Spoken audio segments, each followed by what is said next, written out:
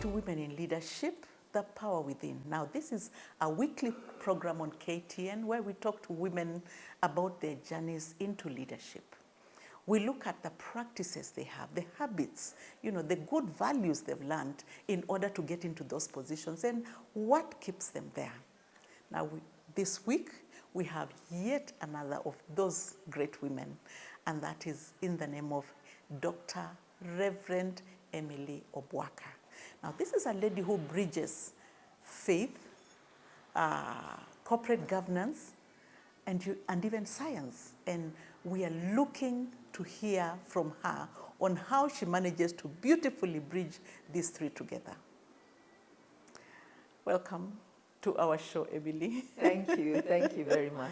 It's such an honor to have you. I've been looking forward to having you. Yeah, I've been watching your program and from afar, and now I get to be here, so I'm very excited. I am too. Yeah. Now, I'm looking at you and thinking about the Reverend, the dental surgeon, Yes. The public health expert, How do those meet in one room? Well, because we are people of seasons. I think, because our lives unfold a day at a time, a season at a time. At one point, you're in high school and deciding what really should I go for? And I love people. I loved sciences. I did well in them. So I knew I didn't want to do medicine, and dentistry seemed a safer path to pursue. So that's what I went for. Many years on, I find myself getting a little bored of being in the confines of the mouth. So I decided, why not expand that? And public health provided that. Walk on, and then at the end of about 10 years in public health, I hear the Lord calling me into a space I had never imagined I would be. And yes, and that's fulfilling purpose, the reason for which God put me on earth. And so here I am combining three areas of this specialization, but then all in one person. So they all inform each other. And the major truth here is that all truth is God's truth. So there's no conflict between, my specialty in public health, my dentistry, and my ministry. I like you've said that they inform each other. Yes. How do they do that? Well, the practices that you learn in dentistry are attention to detail, are diagnosis, are treatment. Yes. That is the same you do in public health. Now, public health, you're doing it to communities. Mm-hmm. So you're there thinking, why is there an epidemic? And you'll still do the same diagnosis. Exactly. And this is how you treat it. With the faith, isn't that what we do? Absolutely. We are all in a state, we come into brokenness, we have challenges. Mm-hmm. So you want to understand why, and then you help people out of it. Okay. So the template is the same, so to speak. Yeah. And they certainly inform one another. Yes. Now, you come from a family. Yes. There's a background. Yes. Where you came from. Mm-hmm. Do you feel that they influenced who you are today? Do you think that you were supported by your family, yes, to be where you are? Absolutely. I want to say, I think my father used to say that if we were to have a race across the world, mm-hmm, our family would be the second best. I don't know why not the best. Mom and dad loved one another, and that created an environment which, as 4 children, grew knowing that we are well loved, mm-hmm, we are well celebrated, mm-hmm, we are well supported, mm-hmm, not only in the home, but even when we started to pursue our careers, mm-hmm, there was never a pushback from them or, what are you doing or how are you doing this? They allowed us to explore what we felt we were good at, and they supported us all the way. I must say my parents were very vested in our growing up right. Mm-hmm. They said from the beginning they were going to use the template of the Bible. There's no better template. So they lived their lives very openly before us.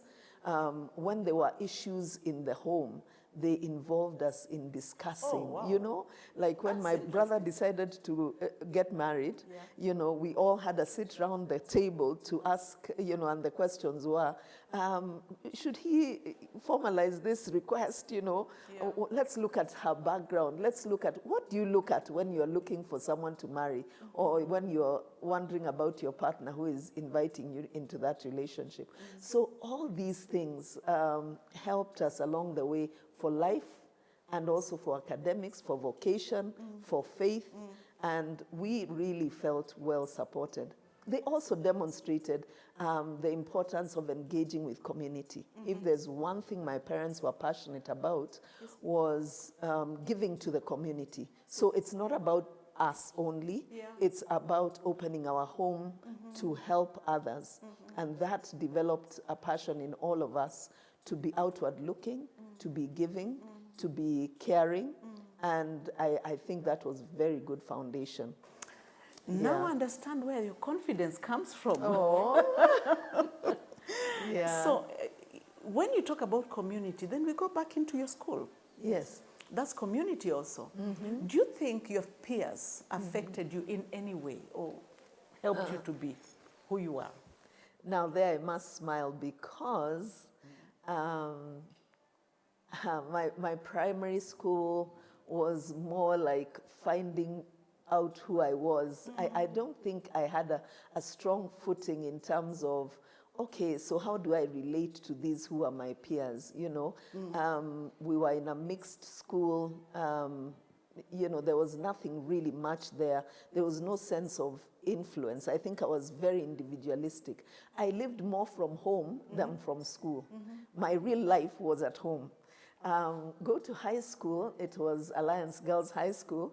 And yes, I went to the Alliance Girls High School. So far we have had 3 people from Really? the Alliance. Okay. Yes. Yeah, it was a school in our days. If you went to Alliance, you were at the creme de la creme. Absolutely. You know, and never mind the cold water in the cold season. But that was a school that was very intentional in making sure we developed habits of discipline, of diligence, of involvement in extracurricular activities that helped us, you know, grow, not just academically. There was careful thought and direction for what we were going to do after high school. So I liked that the teachers were very involved in walking with us in the journey of becoming adults, because of course that was a transition from the 13-year-old, you know, Form 1 to the 18-year-old Form 6, who then goes into university.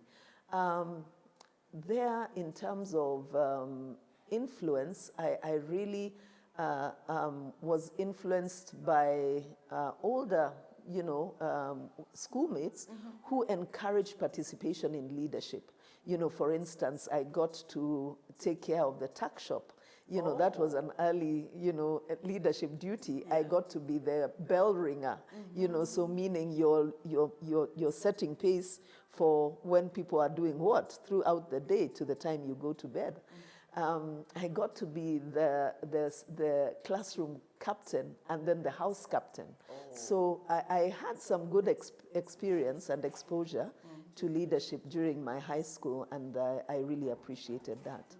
Did you have any role models of teachers, you know? Are there teachers that when you look back, you're like, oh, there was definitely a teacher that...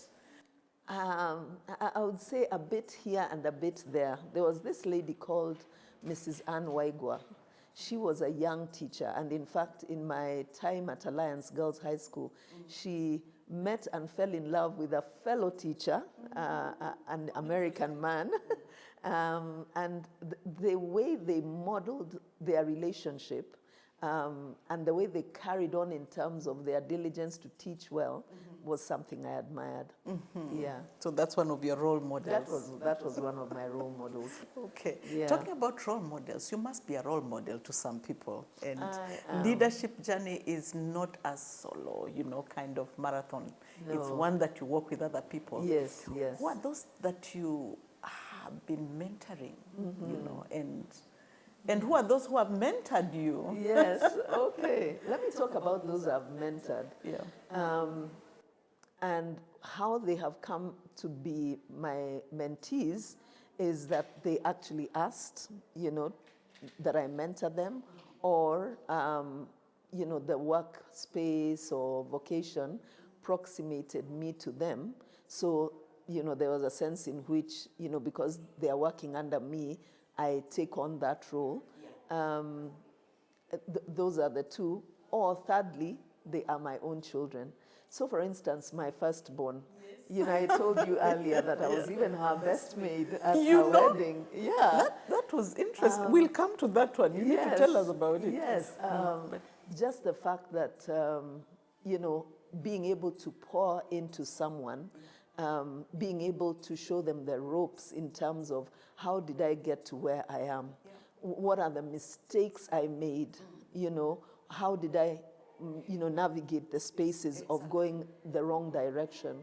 And how did I make sure that, we kept going forward? Because I tell my mentees, it's not about perfection. Nobody is perfect. It's about falling forward and progressing. So that you're learning lessons from what you have not done well, and you're going on to incorporate them into your life, and you are being able to pass them on to someone else so that they are the wiser, forewarned is forearmed. So just being able to closely work with that. I see three lessons, especially when I have employed mentorship. Yeah. One is love. One is love that just means that no matter what you see in your mentee that's not making sense, you don't dismiss, you don't say, this one will never quite make it. It is accepting, it is teaching, it is patiently pouring in regardless of what you get. The other one is light, and light has to do with the way. Because I've come a little longer along the journey, I point out, the potholes, I point out the areas of risk, I point out, the places of opportunity, and I call out gifts in them, so that they are able to see how to navigate. But the last one is life. You never mentor from a distance. My own philosophy of mentorship is close, because you can't tell me you're mentoring me and you see me like once a year or something. There has to be intentionality, in working with your mentee so that you're able to pour into their lives. You've talked about perfection. Yeah. Do you, as it were, do you allow your mentees to know your mistake, to hear about your mistakes? Absolutely. The mistakes you've made? Oh, absolutely. I think those are, for me, those are the more important things to talk about, because everyone flosses their successes, in all they do. Few people are vulnerable to open up and say, in making this decision, I made a mistake. In going this way, in allowing this or not allowing this, I made a mistake. I think that is where the rubber meets the road, so to speak. Absolutely. And that's where changes are made. That's where, trust is built, because if I'm trusting you with who I am, the depth of who I am, I'm vested in your growth, know. So that's what I'm very passionate about. I'm writing a book titled This Is My Story. And in that I have told my whole story, the places I fell, the places I made mistakes, the places, if I had another chance to go back in time, I would change. Yeah, and that is open for everyone, because I believe we go through life in order to benefit others who come behind us. Exactly. Yeah. I like that most, your daughters are your mentees. Yes. Beautiful. I want to hear more about... Some more than others. That's interesting to say. But you are the best maid in your daughter's wedding. Yes. But you are mother of the bride. How did that work? There's a story to this. When Angie finished, and this is a story she shared publicly, so I feel the freedom to share it here. Angie, fell pregnant when she finished her high school. And I remember she was very devastated by that. All through growing up, we had not been buddies at all. I think she didn't like me really. And I was there standing, this firstborn who was doing the wrong things, and I was thinking to myself, how do we navigate this? But God gave us an interesting situation when she bore Yeshua, her son, a precious 18-year-old now. Oh, yes, 18 years. Grandchild, 18 years. Yes, I do. Okay. And a fantastic basketballer. When she came through that, it was a difficult one for her. Yeah. And I remember her saying, I'm a Christian, but I don't know how to do this. And I knew I was called to do this, to walk with her. And, the three principles I've just shared, the light, the life, and the light, the love, the life, and the light, are the three principles God gave me to be able to walk with her. So hold her close, show her the way, not diminish the way that she should walk, and then also stay close so that she's making decisions and she feels supported. So I kept Yeshua when she went for university in South Africa. And up to the age of 6, he called me mom before he came to his real mom. And at the time when she was finishing, she was getting married. And she said, Mom, you have walked with me this journey and you are my best friend. So why don't you be my best mate? And I was very honored and humbled to be. That's a nice one. Yeah. That's a nice one. Yeah. Okay. People invest. Yeah. And we like to talk about investments in finances, Yeah. But there are other investments that there are. What are some of those other investments apart from investing financially? I believe one of the greatest investments is in life on life. The mentee-mentor situation, where you intentionally spend time, energy, gifting, money, networks and networks, to enrich, empower, enable, somebody else, and usually of your of another generation. Just help them come along much farther than they would if they didn't have a mentor. That's one major one. I believe we are called also to invest in systems. Our leadership, or my leadership journey, has given me an advantage of understanding some things in a greater way. What works, what doesn't work. For instance, I've been in the space of helping people out of addiction to drugs and alcohol. And that space has afforded me an opportunity to learn what it is that drives people to the space of addiction, which is a big problem in our country. How to work with people who have loved ones in addiction, how to help institutions set up, how to deal with the ramifications of when this person comes out of the program. How does the society allow them or enable them to settle down and become a useful part of society? The lessons, the unique journey that we are afforded in the journey of our leadership then become tools that we can help institutions, families, individuals, and that's great investment, because they would likely go around in circles before they ever find their way out of the maze. How do you practice radical humility? I think you realize you are not your own. For me, I have a personal walk with Jesus Christ. I am born again. And I know that everything I have and I am is is a trust, is given me. And so I have no place of sort of thinking that I am this person who sits in boardrooms and should carry myself in a certain way, different from who embraces a broken and bound person in addiction on the street. It is the same person, you know. So I've never struggled with the unity of person. Yeah. I think there is a beauty in just living your life authentically and being who you are. People knowing you as who you are, you know.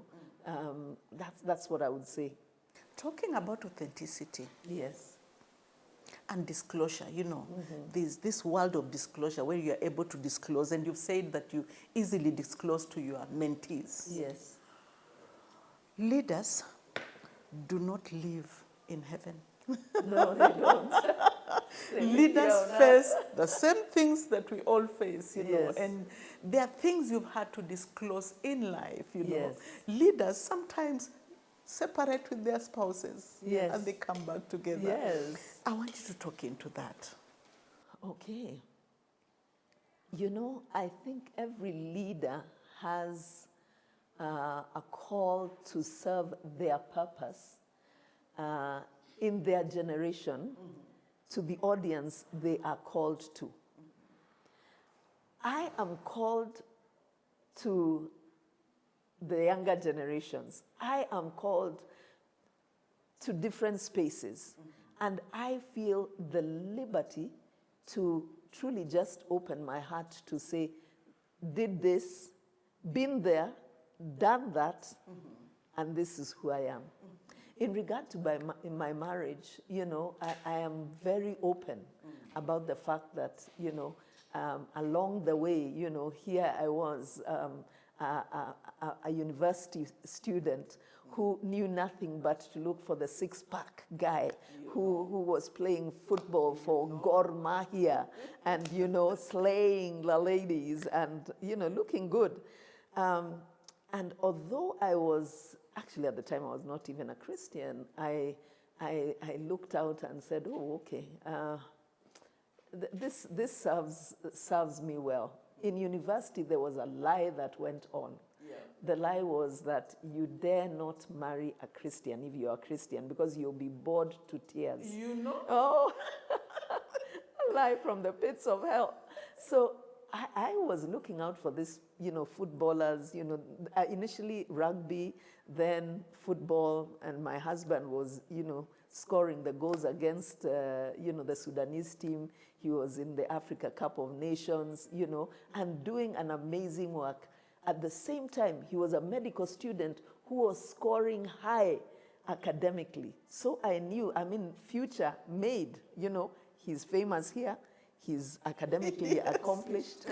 I want us to go into that story after the break because it's such a beautiful story. Yes. I want us to go into it after the break, you know. So we're going to take a break, viewers, and I just want to let you know that we are broadcasting from the Ulwazi place now.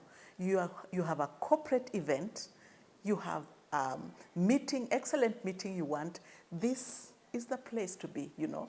You are looking for space because you do not have permanent space, office space. You would want to rent their offices that they have on daily rates. We'll be right back. Welcome back to Women in Leadership, The Power Within, and we are talking to Dr. Reverend Emily Obwaka, and we were just talking about sometimes trouble knocks on the doors of leaders, you know, and we want to hear about that. It does, it does. So you get married and all is going well, and then these vices that you may never have encountered in your own family.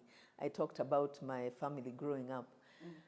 You realize someone enjoys alcohol rather much, and you start to go down a path that you never accounted for. So my husband went into alcoholism, and for many years struggled with, you know, just keeping it together. Although he was a functional alcoholic, so very able to work very well In fact, I must say he was a brilliant obstetrician. He's a brilliant obstetrician. He won the prize for the best obstetrician in his year, went to get an award in England. But, you know, it really affected the way we were able to create an atmosphere in the home for the children. You can imagine, you know, they knew us as a family who were perfect on Sunday, but from Monday to Saturday, people winged it. People did their own things, you know. And, you know, for me, I was holding on for dear life to what I knew, my faith. I was working for Johns Hopkins at that time and doing very well vocationally. I was at one time along that journey serving as the chairperson of Kenya Medical Women's Association, and I was, you know, on 1 or 2 boards. But my home life was in dismal state, and that took a toll, especially on the children. For me, I had a way of avoiding the reality. I think that was my coping method, the avoidance. So I see no evil. I just do my life.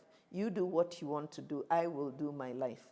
So there was this big elephant in the room that we never talked about, the alcoholism, and I carried on like nothing ever, you know, went wrong. I just did my own thing. But you see, it affects the family to the point where our third born also got into not alcoholism, but drug addiction. Oh. And she went down the path of marijuana and eventually heroin. And she was almost killed, you know, I mean, killed by the staff, you know. So and that's the point at which God drew my attention to the need to intervene. You see, purpose is also tied with the challenges we have in life. Exactly. And as a leader, I found that, you know, I never accounted for addiction in my life, but this became the thing that I found I was drawn to because of the issues my own daughter was going through. It's right in your house. It's right in my house. And whereas I could ignore my husband, he's an adult, he's doing his thing, my daughter, I couldn't say, you know, let her just do her own thing. I felt drawn to respond.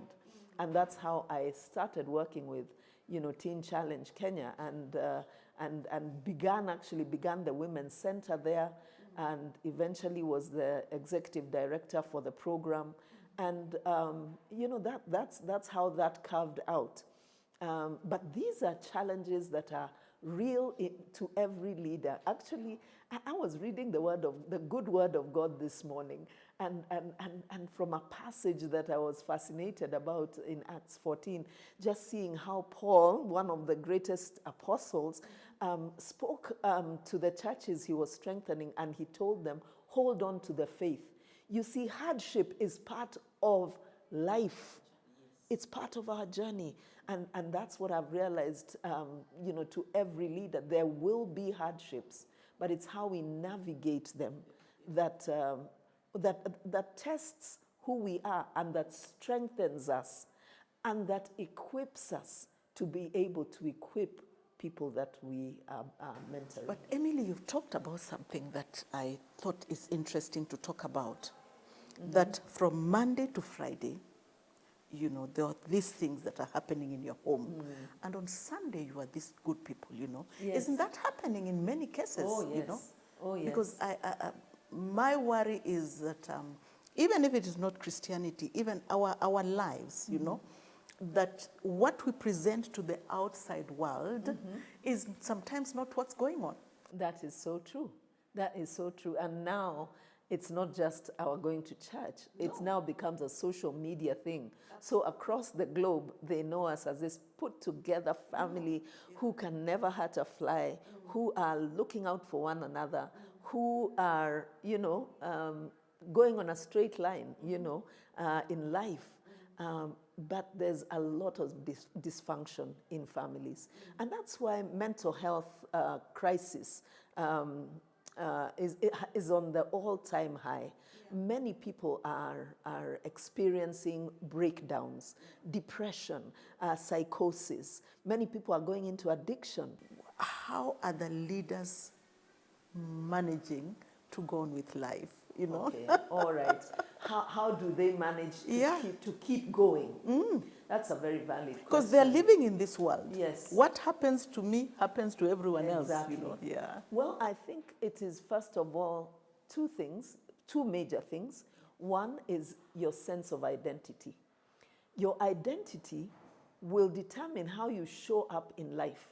Your identity is determined by your by nature, how you came, your nurture, how you are brought up, and the experiences in life that have shaped you, but also your choices. And your values and beliefs as a result of that then determine how you will either take what comes at you to destroy you as an opportunity to arise or be a victim. Absolutely. So you get to determine what you will name everything in your life. Is it an opportunity or is it against you? And will you learn from it, or are you going to be destroyed by it? Yeah. So first of all, that identity thing, who are you? I am a child of God. God has planned out my life. I am following a script.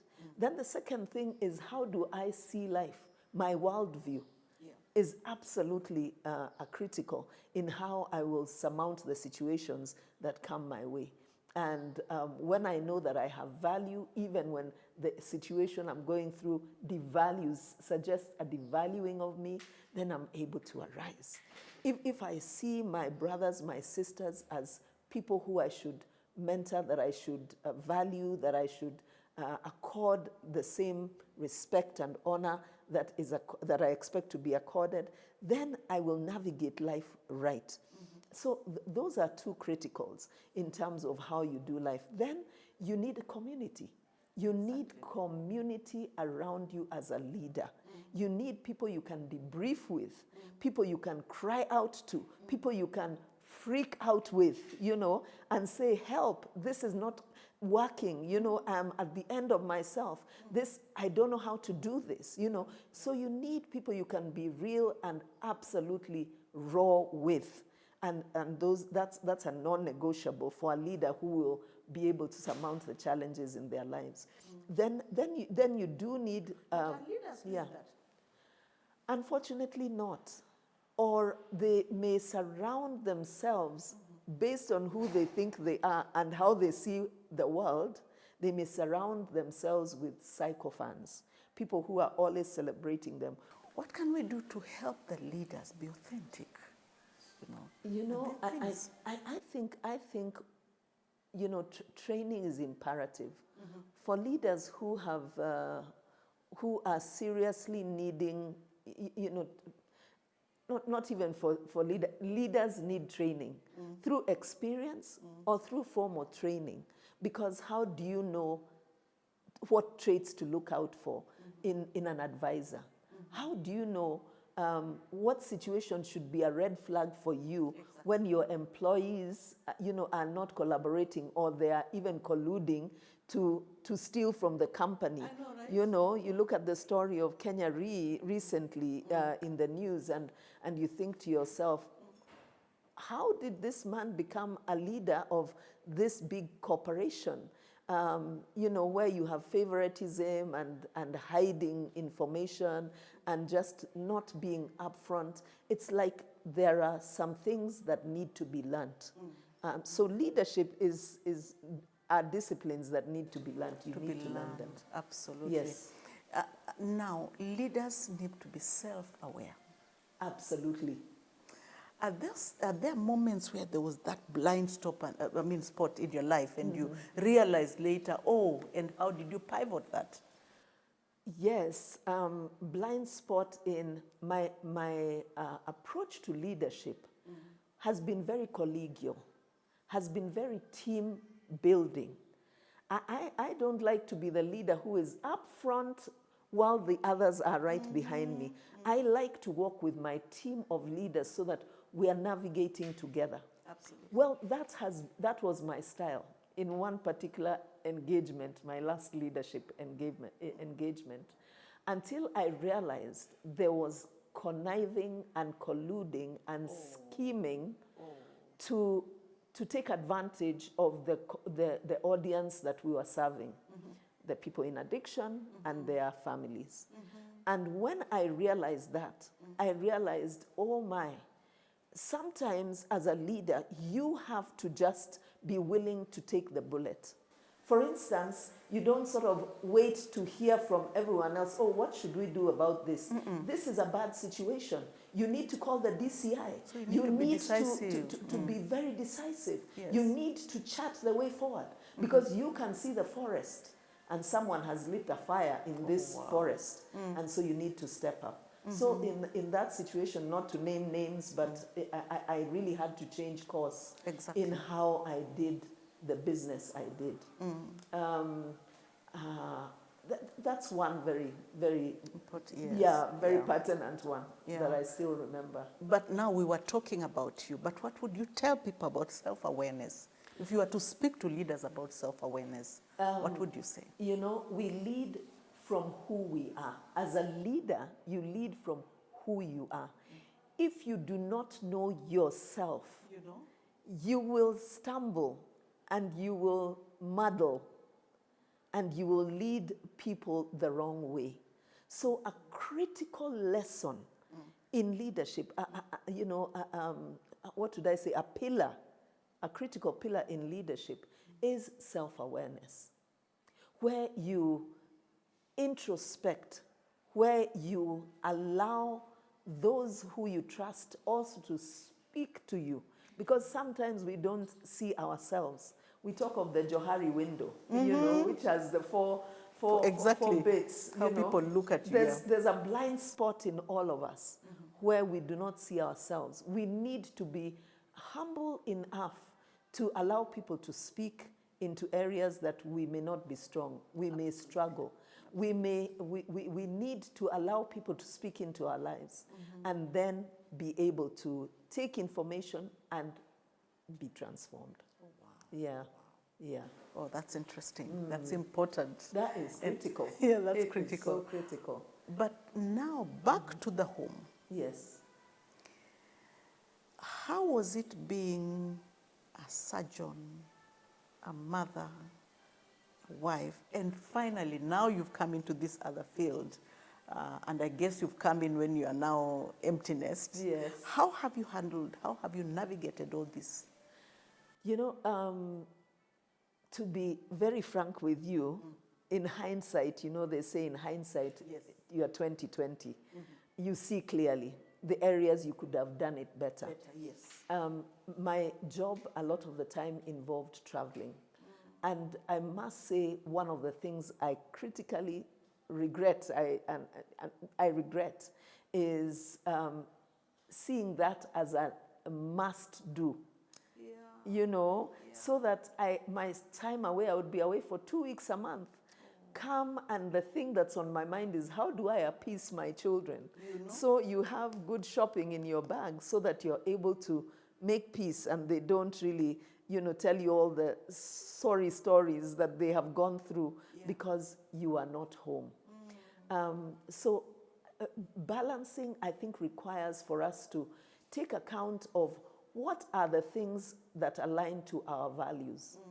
And raising children must take a very high level of priority in our lives as women, because there's not going to be another mother. No. And you cannot entrust your children to house help or a father who, like in my case, was hardly ever there because of his own addiction. So there must be a priority given to investing, and I want to use that word again, investing in a finite time in these ones that are called your children, so that when they leave home, because there will be times, like now I can go anywhere, I can stay out for as long, as many weeks or months that I want, because I am an empty nester. But at that time, for younger mothers or women who have to balance between home and the family and the vocation, you need to really prioritize the most important thing, which is the children.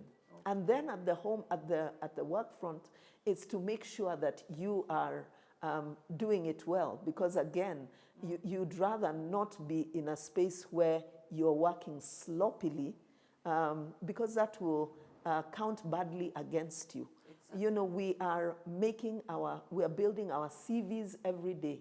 I cannot give an excuse of home responsibility when I'm supposed to be at the office. So if I have chosen to be at the office, I need to be in my A game. I need to be doing my best so that I am going up the trajectory of promotion and contribution to that organization in the best way possible. Yeah. You know, so that's what I believe. What would you call a success? Success is fulfilling yes, purpose.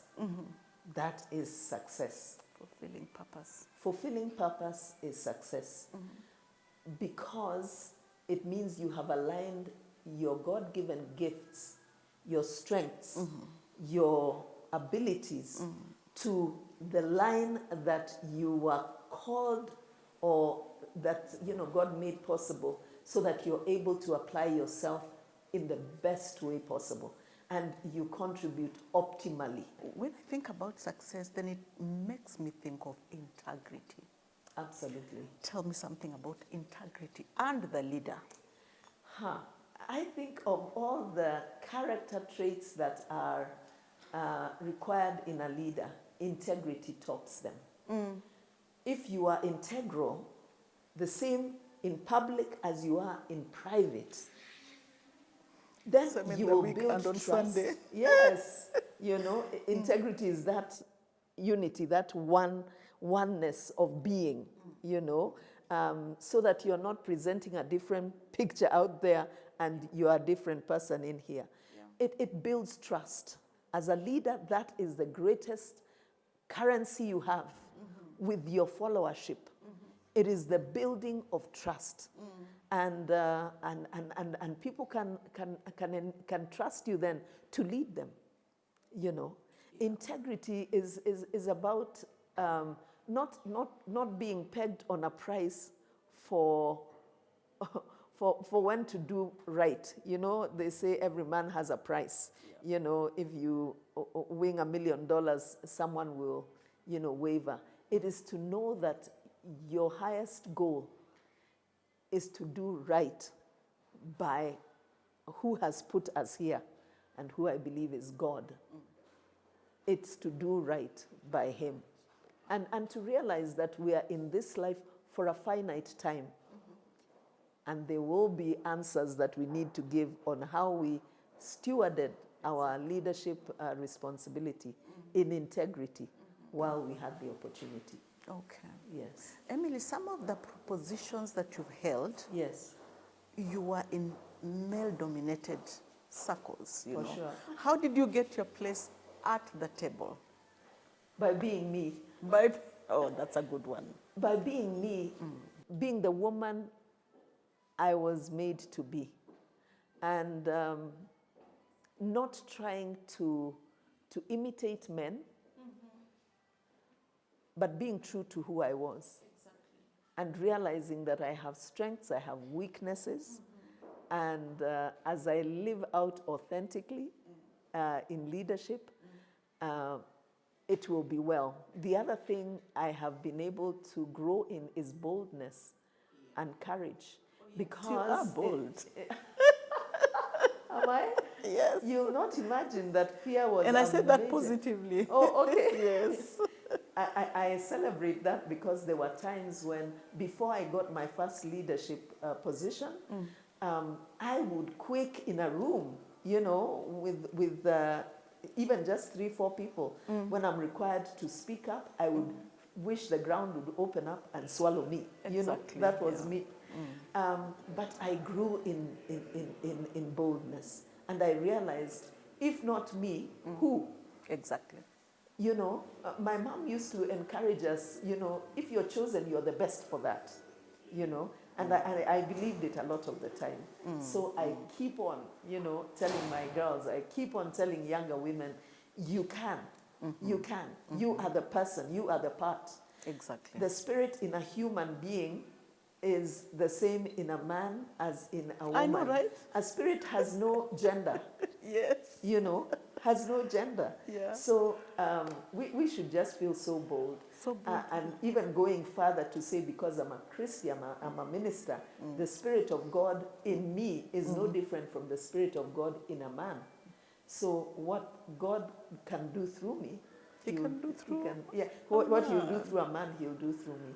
So it's being able to accept, you know, those roles and step up. You know, a good leader finishes well, you know, because it's so exciting to start something, Yes. but we must finish well, you know. Absolutely. So when you think about intentional completion, how do you know when it is time? Even in positions, for instance, how do you know that it is time to move from this position to the next position? Oh, wow. That's a good one. And I feel well equipped to answer it. Because in every place I've worked and led, people think that that is where I was meant to be for life. You know, things are going so well. It's doing well. People are happy. But you know, as a leader, one of the things you must be so careful to is, when is the time up for you? And for instance, in this last one, in Teen Challenge, I had served for 9 years. I'm into my 10th year now, and things are going well. Yeah. And my prompter from within, the Holy Spirit, speaks to me and says, time for a change. And I didn't want to hear that, because I was very comfortable. I was very comfortable cruising along well. And, you know, and I just sensed, wow, how will this happen? And we are coming towards the end, but I just want you to tell us the last thing, that what are those non-negotiable values that you think every leader must have? Non-negotiable. Maybe just 3. Okay. I think the first big one is what we've talked about, integrity. Yes. The next big one is love. To lead well, we must love well. And not just tell people, show people where to go, but be with them as you go. Love allows people to grow. Love allows people to be themselves and to contribute optimally to the vision that you have. You're leading a vision, but they must buy into that vision to be able to come along and for it to be fulfilled. You can never fulfill a vision alone. It takes a team. It takes everybody. Together, everyone achieves more. And love is a critical. The third one is constant growth. I think that's an imperative. Constant growth. A leader must be open to transforming. We never reach a place where we fossilize.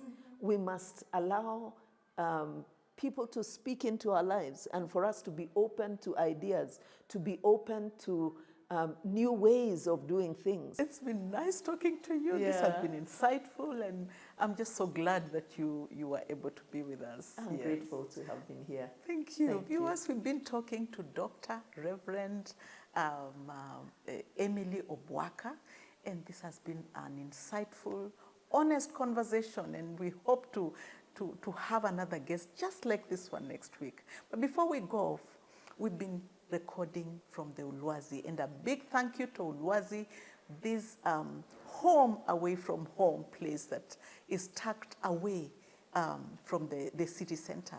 And if you are looking to have an in-house meeting, they have great accommodation rooms. If you are looking to have business meetings, they have good meeting rooms, and their services are excellent. You would want to come here anytime. And so until next week, this is Julia Ombasi, and we have been talking on women in leadership, the power within, and we look forward to seeing you next week. Until then, God bless.